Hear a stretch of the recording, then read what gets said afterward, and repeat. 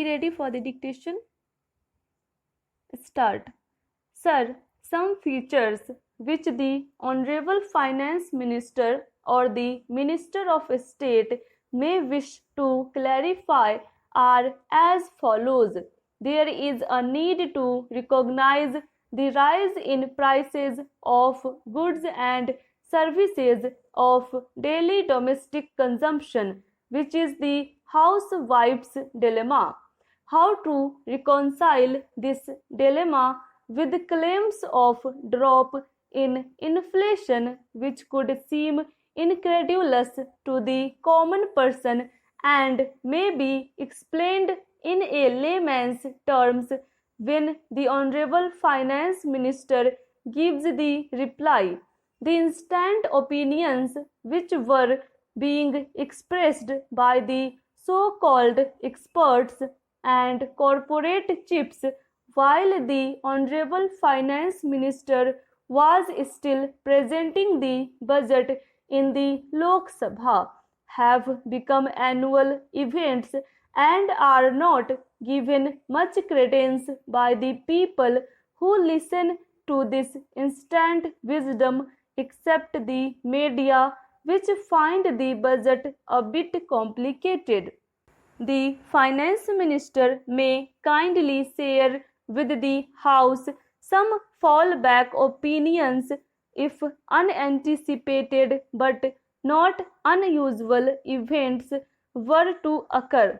For example, there are windfall gains from the fall in crude oil prices, which begin to gradually rise again, the impact of massive agricultural losses due to recent unseasonal and unexpected rains in North India, and the consequences of a possible poor monsoon later this year on India's overall agricultural output and reduction in food stock.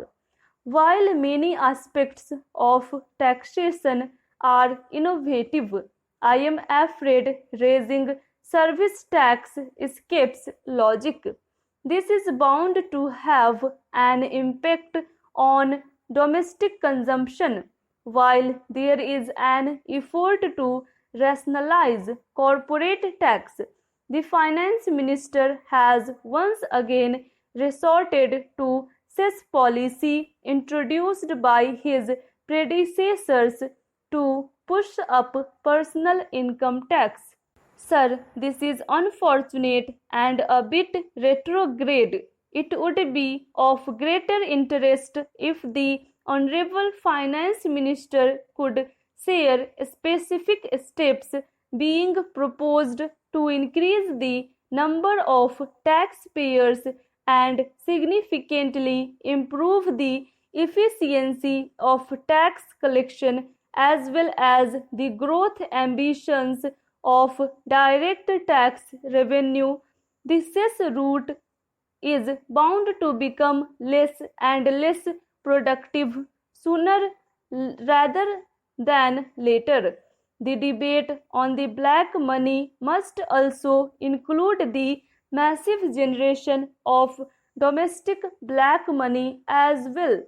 It is well known that huge amount of black money is generated, for example, by the domestic real estate sector. So, the urgency of addressing the challenge of black money is both international and national. This can be curbed if steps are taken in this direction immediately. Sir, the national issues of black money may be even larger and more challenging than getting black money back from abroad. The Honorable Finance Minister may kindly respond regarding its quantum and the steps the government proposes to take to expand the tax net during 2015 to 16 and certain specific steps to curb and gather more from the domestic black money. The GST, as it is evolving, has slowly deteriorated as a result of multiple concessions and compromises for the sake of cooperative federalism. It has become the combination of an administrative nightmare and a compromise with individual states' demands. There is a growing impression that when GST is finally introduced, the prices of all goods of daily consumption may increase. The logic of keeping out petroleum products, liquor, real estate, and the cascading 1% tax are bewildering omissions in this law. The finance minister, I am sure, will enlighten us appropriately. Sir, I would now have a couple of words about the Reserve Bank of India. I would like the finance minister to kindly elaborate on the so-called binding agreement between the Government of India and the Reserve Bank of India regarding quarterly inflation targets. Depending on the outcome, what will be the nature of actions in favor of or against the Reserve Bank of India? The plan to separate the government's debt management from the Reserve Bank of India is a major departure from a long-standing practice. What are the advantages of curtailing the role of the Reserve Bank of India? I would request the government not to interfere and try to change an institution which is considered the all-weather watchdog of India and has a shining history of performance.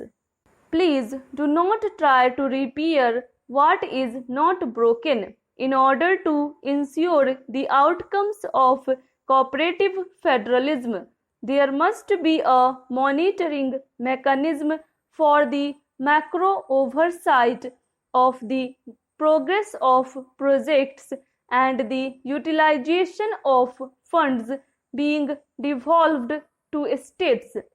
The finance minister is to be complimented for the management of the current account deficit.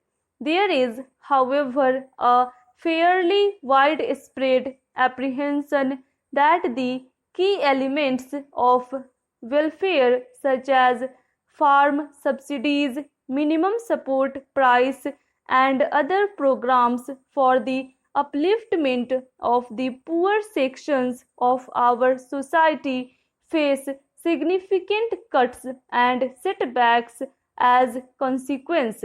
These problems have to be carefully solved. Stop.